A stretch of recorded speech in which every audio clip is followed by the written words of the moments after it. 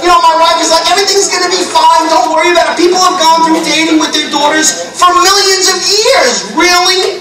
I said, I've watched this kid grow up, I've taken care of her, and now some pig is going to come to my house and take her out? No, that's not how it goes. Then this kid shows up, pulls in with a big SUV. I flip out. My wife goes, how could that bother you? He's probably very responsible. He's got a job. He bought the SUV. He's probably paying the insurance and the gas on it too. I'm like, yeah, he's driving a 5-star resort on wheels and I'm letting my daughter walk right in. And then I have to remind her how much I was able to accomplish sexually in an '83 Toyota Camry. It's like every Friday and Saturday I was auditioning for Cirque du Soleil.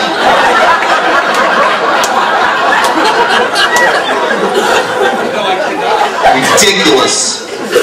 Oh, Christ almighty. And my wife. I love my wife to death. And that is truly the operative word. Because after 20 years, I will never find a woman that I love as much as her, but after 20 years, I am looking for a shallow roadside grave to just dump the body in and keep going. I'm sorry. I've had it.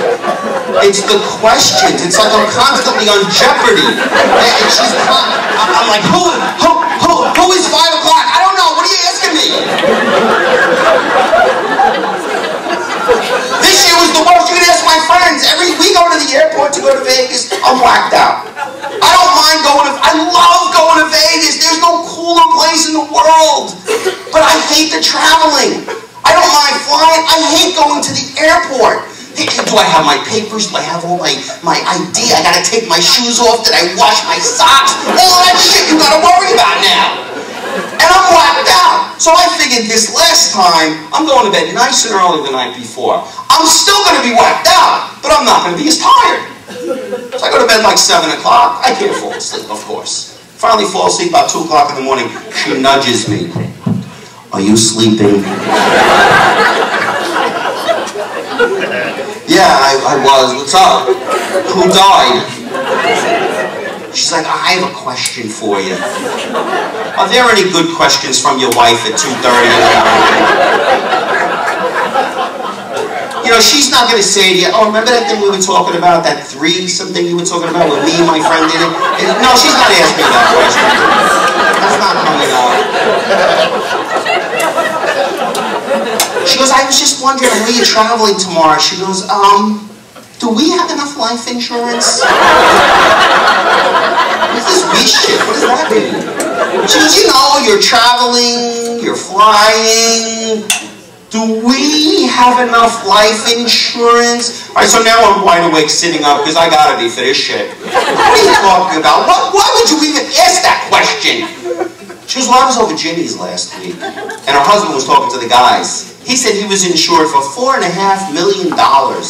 If he died today, his wife and kids were set for life. Are we set for life if something happens to you? Holy shit, that pissed me off. You know, I don't wear a suit and tie and take the train or the bus into New York and work in a bank or stocks and make ridiculous money. I'm only a comedian, but does that mean I don't know how to take care of my family? Sir, if I fall off this stage right now and drop dead here in the senior center, please don't let me die in the senior center, though. That would look really good in the obit. But if I died right now here in the senior center, my wife and kids are set for about 2.5 weeks. And you have no idea how incredibly comfortable I am with that scenario. Because right now, they all know I'm the most important thing that they have. If I go, it all goes. Camelot is now over.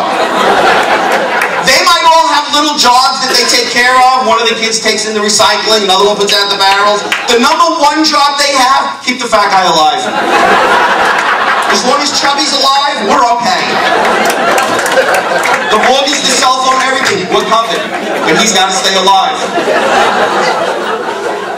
If I decided tomorrow afternoon to take my wife to this little Italian restaurant that we love in town, and we're sitting in the back and the lights are dimmed and the music's playing, and I start choking on a piece of chicken parmesan, right now, she'll do everything in her power to save my fucking life. Those tweezers that she's plucking shit out of here here in the morning and I have no idea what she's doing with them, they'll become a jaws of life. She'll reach down my throat to pull out instructions with those things. She'll do a tracheotomy, man. She's not board certified. That will not stop her. But I'm gonna level with you guys. If she knows that I'm worth $4.5 million dead, I'm not getting out of that situation alive. And if I do, I'll probably start finding chicken bones in my mashed potatoes.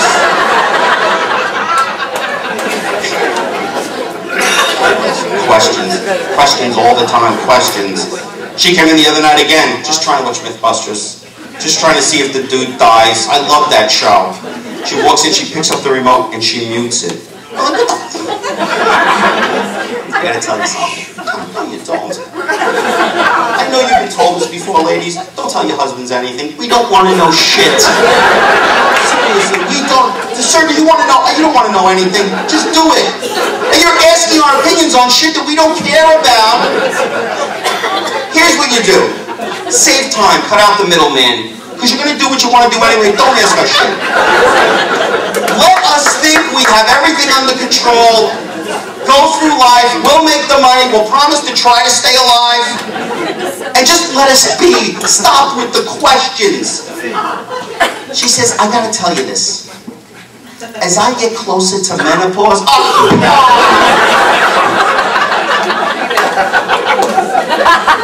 Yeah. Because my sexual appetite might decrease a little bit. Now she's looking at me like I'm supposed to have some kind of an answer. You know, like a smart retort. I'm like, if they didn't cover menopause on the History Channel while Hitler was marching through Poland, I don't have a fucking clue what menopause is. If I didn't hear on the History Channel, we will take Austria and then have a seminar on menopause, I don't know what the hell's going on. And I know the answer I gave her was not the answer that she wanted to hear. I just looked at her and said, you know, hon, I gotta tell you, I wouldn't worry about it. If your sexual appetite decreases anymore, they'll just insert a feeding tube. And I know that wasn't the right answer. Because even those days when it was like 60 and 70 degrees at night, it gets so cold in the shed. And very spooky.